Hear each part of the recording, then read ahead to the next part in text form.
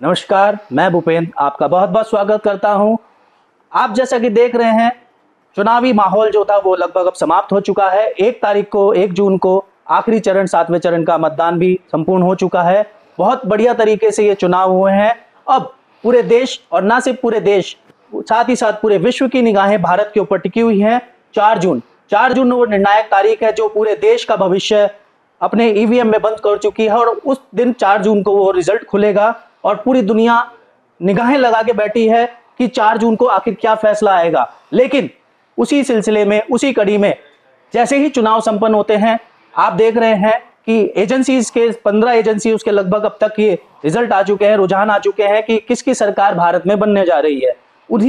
उसी पर हम चर्चा करने वाले हैं हमारे चैनल पर, और उस चर्चा को करने के लिए हमारे साथ आज आप मौजूद हैं प्रीतेश माथुर जी, जो कि वरिष्ठ पत्रकार भी हैं और चुनावी विशेषज्ञ भी हैं। तो बात करेंगे इनसे। साथ ही साथ हमारे साथ जुड़े हुए हैं विजय पांडे जी, जो कि वरिष्ठ संवाददाता हैं और संपादक भी हैं, साथ ही साथ चुनावी विश्लेषक भी हैं। तो चर्चा करते हैं आज हम हमारे चैनल पर आप सभी के लिए। सबसे पहले तो आप दोनों का स्वागत है। नमस्कार। जैसा कि अभी चुनाव संपन्न हो चुके हैं, और चुनाव संपन्न होने के बाद अभी आप देख रहे हैं कि रुझान आना शुरू हो चुके हैं। हर कोई अपने अपने जो आइडिया दे रहा है कि इसकी सरकार बनेगी, इतनी सीटें आने वाली है। ज्यादातर जो 15 एजेंसीज के अब तक अभी आ चुके हैं एग्जिट पोल के रिजल्ट, उनमें लगभग एनडीए को विजयी घोषित किया जा रहा है। 350 से लेकर 400 सवा 400 तक सीटें जाने का अनुमान है। तो इस पे मैं जानना चाहूंगा प्रीतेश जी, सबसे पहले आपसे कि क्या कहना चाहेंगे इस चीज पर कि जो एजेंसीज अपने एग्जिट पोल में दिखा रही है एनडीए की सरकार बनते हुए, हैट्रिक लग रही है मोदी जी की तीसरी बार, और इंडी जो अलायंस है उसको लगभग 145 से 195 सीटों का आइडिया दिया जा रहा है। तो क्या कहना चाहेंगे इस पर? देखिए, मालूम था सभी लोगों को कि जो एनडीए सरकार है, जो प्रधानमंत्री नरेंद्र मोदी के नेतृत्व में जो सरकार है, वो वापस रिपीट कर रही है। और शायद वही कारण रहा है कि जो रुझान आए हैं और जो लोगों में मतदान के प्रति उत्साह रहा है, वो उत्साह प्रधानमंत्री नरेंद्र मोदी एनडीए सरकार को जा रहा है। और मोदी ने एक नारा दिया था, अब की बार 400 पार, मोदी की गारंटी। तो कहीं ना कहीं लोगों के जहन में है कि मोदी की गारंटी है तो सरकार अच्छी होगी। वहीं दूसरी ओर हम बात करें इंडी अलायंस की, तो इंडी अलायंस एक मिला जुला संगठन है, जिसको हम कह सकते हैं कि कहीं की ईंट कहीं का रोड़ा, भानुमति ने कुनबा जोड़ा। वहां पर स्थिति यह है कि हर कोई कहीं ना कहीं ये मान के चला हुआ है कि बस एक बार सरकार बनने दीजिए, एक बार मेजोरिटी आने दीजिए, इंडी अलायंस की प्रधानमंत्री तो मैं ही बनूंगा। प्रधानमंत्री के रूम पे वो किसी को भी प्रोजेक्ट नहीं कर पाए हैं। और इस देश की जनता कहीं ना कहीं ये चाहती है कि एक नेतृत्व ऐसा हो, कुशल नेतृत्व हो, जो कि पूरे देश को आगे बढ़ा सके, पूरे देश को विकास की गति दे सके और पूरे देश में एक सौहार्द का वातावरण बना सके। तो कहीं ना कहीं पिछले 10 साल का जो प्रधानमंत्री नरेंद्र मोदी का जो कार्यकाल रहा है, प्रधानमंत्री नरेंद्र मोदी कहीं ना कहीं लगभग यदि मैं विश्लेषण करूं तो 70% से ज़्यादा विश्वास वो भारतीय जनता का ले चुके हैं। जहाँ तक हम बात करते हैं कोविड की, कोविड एक महामारी का रूप बन के आया था, और भारत ने जिस कुशलता से उस कठिन परिस्थिति का, सबसे ज़्यादा जनसंख्या वाला देश विश्व में है भारत, और उस जनसंख्या में पूरे देश को कोविड से जो मुक्ति मिली, या कोविड को बहुत अच्छे तरीके से कुशल प्रबंधन से उसका मुकाबला किया गया। विश्व को कोविड की जो दवाई है वो भारत ने दी। विश्व को जो पीपीई किट्स होते हैं वो सारे भारत ने प्रोवाइड कराए। आपको बता दूं कि फरवरी 2020 तक भारत में पीपीई किट एक भी नहीं बनता था, और अप्रैल में विश्व में दूसरे नंबर पर पीपीई किट की आपूर्ति करने वाला भारत देश बन गया था, जो सिर्फ और सिर्फ 2 महीने में विश्व में 2 नंबर पर आना अपने आप में एक बड़ी बात थी। वो भी एक कारण रहा कि कोविड का कुशल प्रबंधन जिस हिसाब से उन्होंने पूरे देश में किया। और जहां तक हम बात कर रहे हैं विकास की, आप हाईवेज देख लीजिए, आप गांव-गांव में आप नेटवर्क देख लीजिए, आप लोगों को जो फूड मिल रहा है उसको आप देख लीजिए। प्रधानमंत्री मोदी ने जो जो गारंटी दी, वो गारंटी में वो कहीं ना कहीं कामयाब हुए, और उसका सबसे ज़्यादा फायदा एनडीए को हुआ है। और इंडी अलायंस सिर्फ और सिर्फ आरोप प्रत्यारोप में ही लगा रहा। वो ये बार बार मैं बोलता रहा कि प्रधानमंत्री नरेंद्र मोदी की यदि सत्ता में रिपीट करते हैं तो देश में कभी दोबारा चुनाव नहीं होंगे, जबकि संविधान के हिसाब से ऐसा पॉसिबल है ही नहीं, चुनाव होंगे ही होंगे। तो जैसा कि आप बता रहे हैं कि कहीं ना कहीं कोविड का प्रबंधक जो रहा उसका एक बहुत बड़ा कारण रहा जी। लेकिन साथ ही साथ मैं आपसे जानना चाहूँगा विजय जी कि आपके हिसाब से क्या रहा कारण कि जो गठबंधन है उसको सीटें कम मिल रही हैं और वापस तीसरी बार सरकार मोदी जी की रिपीट हो रही है और उनको सीटों का जो अनुमान दिया जा रहा है कि 350 से लेके 425 तक की सीटें इस बार एनडीए जो लेके आ रहा है, तो आप क्या कहना चाहेंगे इस बार? देखो, अभी तक ये सिर्फ रुझान है। रुझान ठीक है, कोई चैनल क्या बता रहा है, कोई कह रहा है कि 450 आ रही हैं, कोई कह रहा है 402 आ रही हैं और कोई यूँ कह रहा है कि 270 ही आ रही हैं।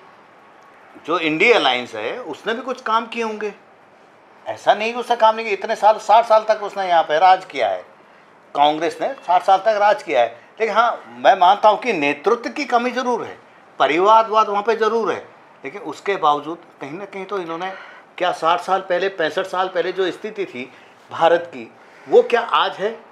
तो मैं वापस प्रत्येश जी आपकी तरफ आना चाहूँगा जी। और आपका ध्यान चाहूँगा विजय जी कि आप भी ध्यान दें कि कहीं ना कहीं एक चीज़ जो हमारे जहन में आ रही है और कहीं ना कहीं पूरी जनता के, भारत देश की जनता के मन में भी है कि सिर्फ यही तो कारण नहीं रहे होंगे जो 400 पार का नारा दिया जा रहा है जी। कि 400 पार का नारा, क्योंकि ऐसे ही तो कोई नहीं देगा। ठीक बात, क्योंकि एक बहुत बड़ा बिल्कुल आंकड़ा है 400, 543 सीटें पूरे देश के अंदर हैं, उनमें से 400 प्लस का नारा जो दिया जा रहा है मोदी जी की तरफ से, एनडीए सरकार जो अपनी बना रही है, तो ऐसे ही तो नहीं दिया जा रहा होगा ये नारा। बिल्कुल, कहीं ना कहीं पूरी सोची समझी रणनीति होगी। ठीक बात। तो क्या छुपे हुए कारण है जिस पर अभी तक जो भी मीडिया है, नेशनल मीडिया अभी तक ध्यान नहीं दिला पाया है? तो प्रत्येश जी आप बताएंगे कि क्या ऐसे कारण है? जो मेरा ये मानना है, मुख्य दो कारण है। नंबर एक राष्ट्रवाद और दूसरा कारण है हिंदुत्व को बढ़ावा देना। बात करते हैं हम राष्ट्रवाद की। प्रधानमंत्री नरेंद्र मोदी से ये कहा गया कि इनका तो आगे कोई भी नहीं है, इनका तो कोई परिवार ही नहीं है, ये क्या देश चलाएंगे। तो नरेंद्र मोदी ने उसका जवाब उसी दिन दिया। इस बात को काटूंगा, जी, मैं आपको काटूंगा। मैं आपसे कहूंगा कि उन्होंने, उनकी पत्नी भी है, अपनी पत्नी को छोड़े बैठे हैं, उन्होंने अपने परिवार को छोड़ा है। बिल्कुल, मैं मानता हूं परिवार छोड़ा है, राष्ट्र के लिए छोड़ा है, लेकिन आप ये ना कहें कि उनका परिवार नहीं है। नहीं, हम नहीं कह रहे। जो इंडिया अलायंस है उन लोगों ने आरोप लगाया कि प्रधानमंत्री नरेंद्र मोदी तो परिवार छोड़े बैठे हैं, उनका तो कोई परिवार ही नहीं है। और उसी को लेकर प्रधानमंत्री नरेंद्र मोदी ने उसी दिन ट्वीट किया कि पूरा भारत मेरा परिवार है, आप सब मेरे परिवार है। तो कहीं ना कहीं वो नरेंद्र मोदी से अटैच हो गए, उनको अपने परिवार का मुखिया मानने लग गए, उनको अपने परिवार का एक सदस्य मानने लग गए और एक ऐसा सदस्य मानने लग गए कि जिसके पास में वो रात को 2 बजे भी जाके घंटी बजा सकते हैं। वो अपने परिवार का हिस्सा मानते हैं, वो अपने परिवार का ऐसा प्रमुख सदस्य मानते हैं जिसको कि रात को 2 बजे भी जाकर वो घंटा बजाकर उठाएंगे और नरेंद्र मोदी उनका काम करेंगे। ये एक विश्वास प्रधानमंत्री नरेंद्र मोदी हर भारतीय के दिलो दिमाग में बैठा चुके थे। कहीं ना कहीं नरेंद्र मोदी ने भी जो अपना नेटवर्क फैलाया, या जो उनकी टीम ने, प्रधानमंत्री कार्यालय ने जो अपना नेटवर्क फैलाया, उनको कोई भी ट्वीट करता है या कोई भी मेल करता, विदिन 7 डेज उसके पास में उसका रिप्लाई आ जाता। बाकायदा उसके पास में लेटर आता था प्रधानमंत्री कार्यालय से कि आपकी समस्या का समाधान किया जा रहा है, आपका जो समस्या है वो उचित व्यक्ति तक या उचित अधिकारी तक पहुंचा दी गई है। हमारा मेन मुद्दा है कि जो अभी परिणाम आ रहे हैं, जो चुनावी एजेंसियां परिणाम दे रही है कि एनडीए की सरकार बन रही है, उसके वास्तविक कारण क्या है जो कि किसी भी चैनल पर नहीं दिखाए जा रहे हैं, वो हम जानना चाह रहे हैं आप लोगों के माध्यम से। तो हम चाहेंगे कि आप लोग उसी पर चर्चा करें तो ज़्यादा बेटर रहेगा। तो प्रत्येश जी बताइए क्या कारण है मेनली? देखिए भूपेंद्र जी, जैसी मैंने बात की, राष्ट्रवाद की बात की, राष्ट्रवाद लोगों में डेवलप हुआ है, राष्ट्र के प्रति लोगों में भावनाएं जागृत हुई हैं। जो एक भारतवासी, जो एक भारत का नागरिक सोया पड़ा था, राष्ट्र की बात से उसे कोई मतलब नहीं था, उसे सिर्फ और सिर्फ मुफ्त की चीज़ों से मतलब था जो पिछली सरकारें देती आई हैं, या वो उसको इस चीज़ से कतई मतलब नहीं होता था कि कितना पैसा आ रहा है, कितना पैसा नहीं जा रहा है। पूर्व प्रधानमंत्री राजीव गांधी खुद ये बात बोल चुके थे कि हम 1 रुपया भेजते हैं और 15 पैसा जो लाभार्थी है उस तक पहुंचता है। जबकि प्रधानमंत्री नरेंद्र मोदी के कार्यकाल में ये व्यवस्थाएं हो गई कि वो सीधा उसके खाते में पहुंचने लगा।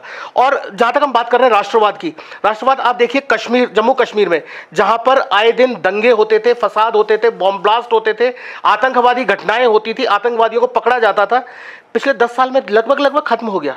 प्रधानमंत्री नरेंद्र मोदी ने एक बात कही, ये वो भारत है जो दुश्मन के घर में घुस के उसको मारता है, और वो उन्होंने किया सर्जिकल स्ट्राइक में। ये सभी आप भी इस बात से सहमत हैं। राम मंदिर भी कहीं ना कहीं एक मुद्दा रहा। राम मंदिर के माध्यम से सनातन धर्म के प्रति जो सनातन की जो अच्छाइयाँ हैं, दूसरे के प्रति सहिष्णु होना, दूसरों को इज्जत देना, वो सब धीरे धीरे लोगों में डेवलप हुई। और इस बात से कहीं ना कहीं मुस्लिम समुदाय भी जो है वो सहमत हुआ, और इस बार वोटिंग परसेंटेज में मुस्लिम समुदाय ने बीजेपी के पक्ष में वोट दिया है। अब आप बात करेंगे कि साहब वोट, जी जी जी, प्रश्न को भी कि कहा जा रहा है विपक्ष के माध्यम से कि इस बार वोटिंग परसेंटेज कम हो रहा है, उसकी वजह यह है कि बीजेपी के लोग वोट नहीं कर रहे हैं। ये किस बिना पर उन लोगों ने ये कहना शुरू कर दिया, जबकि ऐसा भी तो हो सकता है कि उनके जो लोग थे वो वोट देने ही नहीं गए। बिल्कुल बिल्कुल, मैं इसी बात पे आ रहा था कि देखिए, विपक्ष ये कह रहा है कि बीजेपी के वोट कम आए हैं, बीजेपी के लोग वोट देने नहीं गए। तो ये जो इतने एनालिसिस हो रहे हैं, इतनी ज़्यादा जो रिपोर्ट्स आ रही हैं, उसमें सब जगह यही बताया जा रहा है कि 370 से लेकर 402 सीटें, और मैं कह रहा हूँ 400 तो नहीं, कोई आश्चर्य की बात नहीं है, 410 और 412 सीटें भी एनडीए गठबंधन ला सकता है। और ये बात मैं सिर्फ इस बात पे कह सकता हूँ क्योंकि जो राष्ट्रवाद जो आज के युवा में जागा है, आज आप देखिए किसी भी जो हमारा त्यौहार होता है, चाहे 15 अगस्त है या 26 जनवरी है, युवा बढ़ चढ़कर आगे आने लगा है। युवा अपने जो सनातन धर्म की जो अच्छाइयाँ हैं उनको लेके आगे आने लगा है। आज से पहले या 10 साल, इन पिछले खासतौर पर पिछले 5 साल से पहले जो सनातन धर्म मानने वाले लोग थे वो डरे कुचले थे। क्यों? क्योंकि उनको ये डर था कि जो कांग्रेस सरकार है वो हमको कहीं ना कहीं नुकसान पहुंचाएगी। पहले आप देख लीजिए, किसी भी मुस्लिम समुदाय के कार्यक्रमों में कोई प्रॉब्लम नहीं आती थी। इतिहास गवाह है, जो राजस्थान के मुख्यमंत्री थे अशोक गहलोत, उन्होंने अजमेर में पूरे पाबंदी लगवा दी थी, आप हनुमान चालीसा नहीं कर सकते हैं। कई जगहों पर हिंदुत्व या सनातन धर्म के मानने वाले लोगों के त्योहारों पर पाबंदियां लगाई गई, जबकि मुस्लिम समुदाय को खुली छूट दी गई।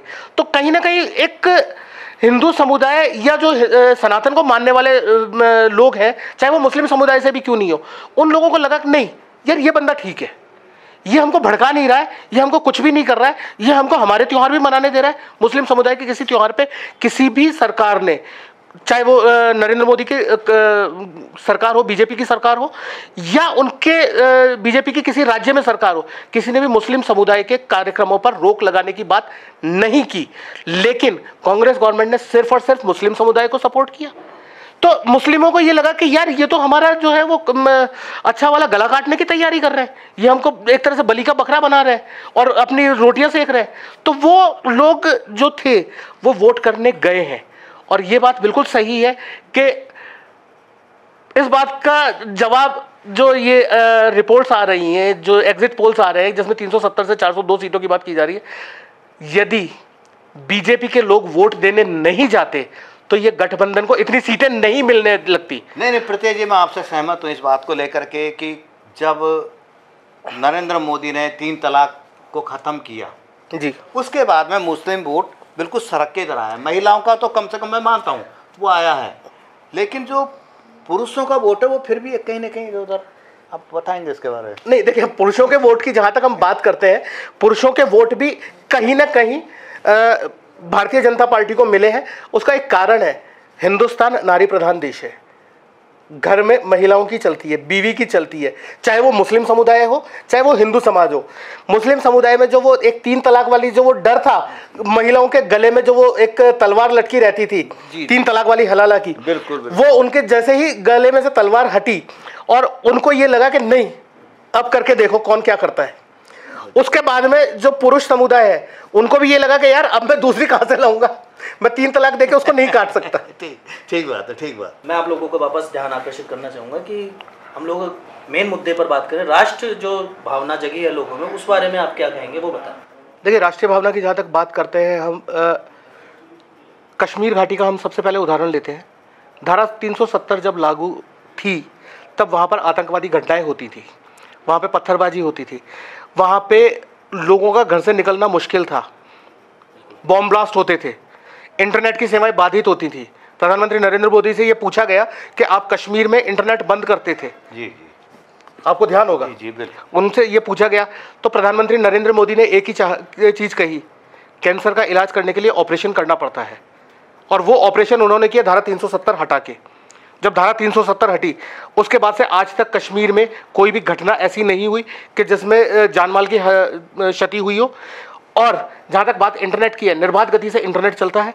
वहाँ पे एक डेमोक्रेटिक रूप से एक सरकार का गठन हो चुका है, जहाँ पे कश्मीर, जम्मू कश्मीर एक अलग थलग राज्य था, वो भारत की मुख्य धारा में जुड़ चुका है। इस साल वहाँ पर भी चुनाव हुए हैं, पिछले बार भी चुनाव हुए थे, और इस बार वहाँ पर जितनी भी सीटें वो सारी की सारी सीटें भारतीय जनता पार्टी लेकर आ रही है। राष्ट्रवाद के रूप में हम बात करते हैं बीएसएफ की, सेना मजबूत हुई है। प्रधानमंत्री नरेंद्र मोदी का नारा, ये वो भारत है जो दुश्मन के घर में घुस के मारता है। और आपको तो ध्यान ही होगा सर्वाइकल स्ट्राइक जो हुई थी और वहाँ से जो आतंकवादी जो शिविर थे उनको नष्ट किया गया था। उसके साथ में बॉर्डर सिक्योरिटी फोर्स मजबूत हुई है, बीएसएफ मजबूत हुई है, सेना मजबूत हुई है, वायुसेना मजबूत हुई है। अभिमन्यु को भी जिंदा लेके आए हैं। अभिमन्यु को जो पायलट थे कहीं ना कहीं बहुत ज्यादा रक्षा बहुत मजबूत हुआ है। आप बात करते हैं सेना को आधुनिकतम अत्याधुनिक हथियार प्रोवाइड किए गए, उनको बुलेट प्रूफ जैकेट्स प्रोवाइड की गई हैं, जो कि कांग्रेस शासन में उनको एक वर्दी तक नसीब नहीं होती थी। और पूर्व एक मंत्री का ये स्टेटमेंट था कि सेना के जवान तो गोली खाने के लिए ही पैदा हुए। लेकिन सेना को जो इज्जत आज की तारीख में नरेंद्र मोदी के नेतृत्व में मिली है और भारत की सेना विश्व में एक अच्छे मुकाम पे पहुंच गई है, एक अच्छी सेना का उसका उदाहरण दिया जाता है, वो सब कुछ एक राष्ट्रवाद ही तो है। और भारत के जो नागरिक है, भारत का जो युवा है, वो राष्ट्रवाद से इतना ओतप्रोत हो चुका है कि वो प्रधानमंत्री नरेंद्र मोदी के एक इशारे पर सेना में जाने को तैयार है, जिसका कि अग्निवीर जो है आपकी योजना है, जिसमें युवाओं को ये कहा गया है कि आपको सैनिक की ट्रेनिंग दी जाएगी, 6 महीने आपको सैनिक के रूप में काम करना होगा और उसके बाद में आपको उसकी तनख्वाह भी मिलेगी। वो एक तरह से निपुण है। कल के दिन यदि दुश्मन हमारे देश पर अटैक करता है तो ये प्रधानमंत्री नरेंद्र मोदी की एक दूरदृष्टि है जो उन अग्निवीरों को बुला सकती है, क्योंकि उनको हथियार चलाने की ट्रेनिंग मिल चुकी है, उनको सेना की सारी चीज़ों की जानकारी मिल चुकी है, किस तरह से दुश्मन से हमको लड़ना है। वो राष्ट्रवाद ही तो है। राम मंदिर एक लोग कह सकते हैं, आप बोल सकते हैं कि राम मंदिर जो है वो राष्ट्रवाद नहीं है।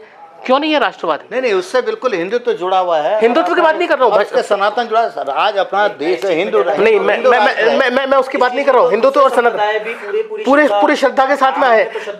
प्रभु श्री राम का जो राज्य था वो एक प्रेरणा स्रोत है और इसीलिए कहा जाता है राम राज्य की स्थापना। तो प्रधानमंत्री नरेंद्र मोदी का कहीं ना कहीं ये सपना रहा है कि भारत में राम राज्य की स्थापना हो, और वो उसी कंडीशन में संभव है जब सारे लोग देश हित में बात करें। आज जब हम बात करते हैं परिवारवाद की या हम दूसरी कांग्रेस की बात करते हैं, कांग्रेस ने क्यों आज तक एक भी नेता परिवार से इतर होकर क्यों नहीं दिया? यदि आप बात करेंगे मनमोहन सिंह की, मनमोहन सिंह एक डमी प्रधानमंत्री थे और पूरी की पूरी जो सरकार है वो 7 नंबर से चलती थी, जिसको मैं अभी नहीं बोलूंगा क्योंकि मेरे को उधर से इशारा हो रहा है कि इस बारे में बात न की जाए। प्रभु श्री राम का राज्य एक प्रेरणा स्रोत है और एक जिसको आदर्श राज्य की स्थापना बोला जाता है। प्रभु श्री राम के बारे में कहा जाता है कि राम राज्य की स्थापना। तो प्रधानमंत्री नरेंद्र मोदी का ये कहीं ना कहीं मानस रहा है कि देश में एक ऐसे सरकार की स्थापना हो, एक ऐसे राज्य की स्थापना हो जहाँ पे हर व्यक्ति सुखी रहे। रोकना चाहूंगा आपको, साथ ही साथ ठीक है राष्ट्रवाद की भावना जग रही है, लेकिन ये इंडी गठबंधन जो है वो क्यों पिछड़ रहा है, क्यों हारने के कगार पे आ रहा है, ऐसा क्यों हो रहा है? और देश में एनडीए की सरकार पूर्ण बहुमत से बन रही है, तो उसके ऊपर आप क्या कहना चाहेंगे विजय जी? देखिए, इंडी जो गठबंधन है इसके पीछे बहुत बड़ा है, क्योंकि इनमें आपस में ही फूट है। अभी तक तो ये तय नहीं कर पा रहे हैं कि कौन तो प्रधानमंत्री बनेगा, क्योंकि इनके पास में अभी तक कोई ऐसा चेहरा नहीं है जिसको ये प्रधानमंत्री बना पाए। सही है। सबसे बड़ी बात तो यहाँ पर आकर के अटकती है कि प्रधानमंत्री किसको बनाया जाए, कि प्रधानमंत्री लायक को इनके पास व्यक्तित्व नहीं है। सही कह रहे हैं आप। केजरीवाल अलग प्रधानमंत्री बनने की फिराक में है, जिनको ये नहीं पता है कि देश की ज्योग्राफी क्या है। हम ममता बनर्जी की बात करें वो बंगाल तक सीमित है। बिल्कुल सही, ठीक है। आप अखिलेश यादव की बात करें वो यूपी तक सीमित है। और इन सब में जो सबसे बड़ा जो खिलाड़ी है, खिलाड़ी नंबर 1 अखिलेश जी तो अपने आप को नहीं कि मैं प्रधानमंत्री। बिल्कुल बिल्कुल, मैं कहना चाह रहा हूँ कि इन सब में जो सबसे बड़े खिलाड़ी है, खिलाड़ी नंबर 1 राहुल बाबा, वो अक्सर जो है वो विदेश में पाए जाते हैं। तो देश के लिए काम कौन करेगा? जहां तक हम बात करते हैं प्रधानमंत्री नरेंद्र मोदी की, वो 2 घंटे एक समुद्र तट पर कुर्सी लगा के बैठते हैं और एक देश की इकोनॉमी डूब जाती है। ठीक बात, बिल्कुल ठीक है। तो ये एक देश के नेतृत्व का उदाहरण है कि विश्व प्रधानमंत्री नरेंद्र मोदी को किस दृष्टि से देखता है। वही मैं प्रत्येक जी वही कहना चाह रहा था कि अब इनके पास में कौन ऐसा व्यक्तित्व है जो कि प्रधानमंत्री बन सके। मुझे लगता नहीं कि इनके पास में कोई ऐसा व्यक्ति है, चाहे वो राहुल गांधी हो, चाहे यानी कि यही एक बहुत बड़ा कारण है कि विपक्ष के हारने का, जिसकी वजह से उनकी सीटें बहुत ना के बराबर। बिल्कुल सही कह रहे हैं। और एनडीए की गठबंधन की सरकार पूर्ण बहुमत से बनने जा रही है जी। तो ये जो सर्वे आ रहे हैं, रेगुलर चल रहे हैं, एग्जिट पोल चल रहे हैं, तो कहीं ना कहीं बहुत सत्य है। कहीं देखिए भूपेंद्र जी, हम आंकड़ों की बात नहीं करते, हम किसी आंकड़ों पर नहीं जाते, लेकिन हाँ ये सच है और बिल्कुल सत्य है कि सरकार मोदी की ही बन रही है, उसको कोई टाल नहीं सकता है। बिल्कुल तय है, कोई नहीं टाल सकता। आ रही है सारी बातें, आप लोगों को बिल्कुल सही कह रहे हैं आप लोग, बिल्कुल देश हित में बात चल रही है। और कहीं ना कहीं देश का युवा और देश की हर जनता, चाहे वो किसी भी समुदाय की, वो जाग चुकी है। देश हित सबसे बड़ा हित है और ये चुनाव भी यही चीज़ बता रहे हैं। पर मैं चाहूँगा कि कहीं ना कहीं आंकड़े क्या है जो है एग्जैक्ट क्या आने वाले हैं, लेकिन उससे पहले मैं थोड़ा सा एक बार ध्यान देना चाहूँगा। हम जैसे कि राजस्थान से, राजस्थान की राजनीति के बारे में आप लोग क्या कहना चाहेंगे?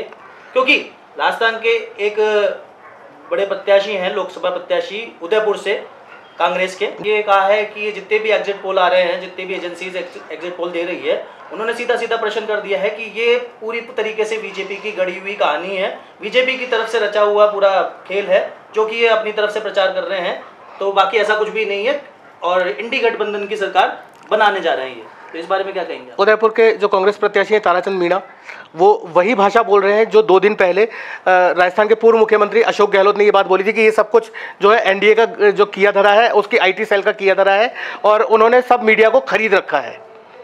मैं ताराचंद जी मीणा से ये कहना चाहूँगा कि क्या आप अपनी सीट बचा पा रहे हैं?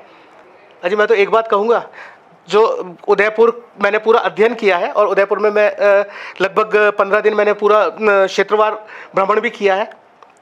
जो यहाँ के बीजेपी प्रत्याशी हैं डॉक्टर बन्नालाल रावत, मेरा आकलन है कि राजस्थान की जितनी भी सीटें डिक्लेयर होने वाली है, चाहे वो बीजेपी के फेवर में हो, चाहे वो इंडी गठबंधन के फेवर में हो, चाहे वो निर्दलियों के रूप में जो चुनाव घोषित होते हैं, उन सब में जो प्रत्याशी हैं, उन सब में बीजेपी के प्रत्याशी डॉक्टर बन्नालाल रावत 25 सीटों में सबसे ज़्यादा वोट लेके आने वाले हैं। उनका वोट परसेंटेज कम से कम 5 लाख वोट से ज़्यादा वोट वो लेकर आ रहे हैं। ये मेरा आकलन है, जो मैं क्षेत्रवार भ्रमण किया है और जो मैंने वहाँ के लोगों की मनोदशा भांपी है और जो कहीं ना कहीं प्रधानमंत्री नरेंद्र मोदी के प्रति लोगों का एक समर्पण और एक लोगों का विश्वास कि हाँ ये देश चला सकता है, वो जो समर्पण और वो जो एक विश्वास है। 25 सीटें हैं लेकिन 25 सीटें नहीं आ रही है। यहाँ पर बीजेपी लगभग 2 सीटें लूज कर रहा है, एक तो आपका बांसवाड़ा और एक दौसा, यहाँ पर नहीं हुआ है। और दूसरा एक कारण और भी है, बहुत अच्छी तरीके से वोटिंग बीजेपी के फेवर में नहीं होने का यहाँ की पूर्व मुख्यमंत्री वसुंधरा राजे सिंधिया और पूर्व मंत्री राजेंद्र राठौड़, इन लोगों ने चुनाव प्रचार में बिल्कुल भी हिस्सा नहीं लिया। जब पूर्व मुख्यमंत्री वसुंधरा राजे से एक पत्रकार ने सवाल पूछा झालावाड़ में, आपको मालूम ही होगा कि आप प्रधानमंत्री नरेंद्र मोदी 400 पार की बात कर रहे हैं, तो उन्होंने एक बात बोली, मैं झालावाड़ में प्रचार कर रही हूँ, मैं झालावाड़ की सीट की गारंटी लेती हूँ, हमारा चुनाव यहाँ पे है, 400 सीटों की बात बोल रहे हैं। बिल्कुल। तो कहीं ना कहीं वो जो एक गैप आया है, वो गैप राजस्थान में सीटें लूज करने में हो सकता है। और दूसरा एक कारण और भी है, प्रधानमंत्री नरेंद्र मोदी नए नेतृत्व पे विश्वास रख रहे हैं। वो चाहते हैं कि एक ईमानदार सरकार आए, कुछ ऐसे कर्तव्यनिष्ठ व्यक्ति आए जो देश हित में बात करें। और शायद इसी का नतीजा है कि भजनलाल को जिसके बारे में किसी ने सोचा भी नहीं था, राजस्थान में सोच नहीं थी वहां तक जाने की। आखिरी पंक्ति के आदमी जैसा मैंने सुना था कि वो सिर्फ केटरिंग देख रहे थे, जब अनाउंसमेंट होना था उस वक्त वो केटरिंग देख रहे थे और जब उनका नाम पुकारा गया तो वो एकदम से शॉक्ड हो गए थे, अचंभित हो गए थे। मतलब टोटली शॉक्ड कि यार मेरा नाम कैसे आ सकता है। तो वहां तक किसी की सोच नहीं थी। और प्रधानमंत्री नरेंद्र मोदी का ये विश्वास आम लोगों के मन में ये पैठ कर गया कि ये वो व्यक्ति है जो किसी कर्तव्यनिष्ठ और देशभक्त, जो देश हित में बात करे, उसको मुख्यमंत्री की कुर्सी तक पहुंचा सकता है। और वही जोश भारतीय जनता पार्टी के कार्यकर्ताओं में देखने को मिला और वही कारण है कि इस बार जितनी भी वोटिंग हुई वो बीजेपी के फेवर में हुई। एक छोटा सा कार्यकर्ता भी अगर मुख्यमंत्री बन सकता है तो कार्यकर्ता में तो उत्साह होता है, बिल्कुल जरूर जुड़ता है कहीं ना कहीं। बिल्कुल आगे के कार्यकर्ता से एक पहले मुख्यमंत्री बने, मुख्यमंत्री के बाद बिल्कुल प्रधानमंत्री तक पहुंचे हैं, तो ये भारतीय जनता पार्टी एक मैसेज देती है। तो आप लोगों की तरफ से मैं चाहूंगा कि ज़्यादा लंबा ना लेते हुए कि फिर भी क्या आंकड़े आप लोग अपनी तरफ से, आपके क्या लगता है आपको? देखिए, मैं आंकड़ों की बात नहीं करता। आंकड़ों की बात यदि हम करें तो कल 3 बजे बाद में सारी स्थितियां क्लियर हो जाएंगी। बिल्कुल सही। लेकिन मेरा अनुमान है कि एनडीए अलायंस 354 से लेकर और 413 सीटों के बीच में कहीं पर भी वो सीटें ला सकता है। ये मेरा एक आंकलन। बिल्कुल आपका आंकलन बिल्कुल सही है प्रीतेश जी। और जहां तक मैं अपनी पर्सनल बात करूं, आंकलन की बात छोड़िए, जो मेरा दिल कहता है वो कहता है कि इंडी अलायंस लूज कर रहा है और एनडीए अलायंस जो है वो 413 सीटें लेके आ रहा है। कुछ एक निर्दलीय भी ले जा रहे होंगे। देखिए, वो एक अलग मुद्दा है, लेकिन एनडीए जब सरकार बनेगी तब 413 सीटें मेजोरिटी में होंगी। बहुत बहुत शुक्रिया आप लोगों का, प्रीतेश जी और मैं विजय जी, आपका स्पेशली दोनों का धन्यवाद करना चाहूँगा कि आपने अपना समय निकालकर इतने बिजी शेड्यूल से आज हमारी जनता के लिए उन मुद्दों पर चर्चाएं की जो अभी तक किसी भी चैनल पर नहीं हो रही है। क्योंकि राष्ट्र कहीं ना कहीं से वो चर्चाएं कर रहे हैं कि सीटें ये रहनी, लेकिन कारण क्या थे जो सीटें इतनी आने वाली उन पर कोई चर्चा नहीं कर रहा था, जिस पर आप लोगों ने प्रकाश डाला और जनता को रूबरू करके बताया। और हमारे माध्यम से, चैनल के माध्यम से आज हमारे प्रीतेश जी जो हमारे गेस्ट थे और साथ ही साथ विजय जी, उनके माध्यम से चर्चा करते हुए बताया कि देश में सरकार एनडीए बना रहा है और लगभग 400 के आसपास सीटें लेके आने वाला है। बाकी बने रहे आप हमारे चैनल पर, क्योंकि कल का दिन निर्णायक दिन है और वो वाकई में साबित कर देगा कि सरकार किसकी बन रही है। तो बने रहें। तब तक के लिए मुझे दीजिए इजाजत। मैं भूपेंद्र कुमार बाबा 9 से आप सभी का बहुत बहुत धन्यवाद करता हूँ। पर ध्यान रहे, बाबा सब जानते हैं।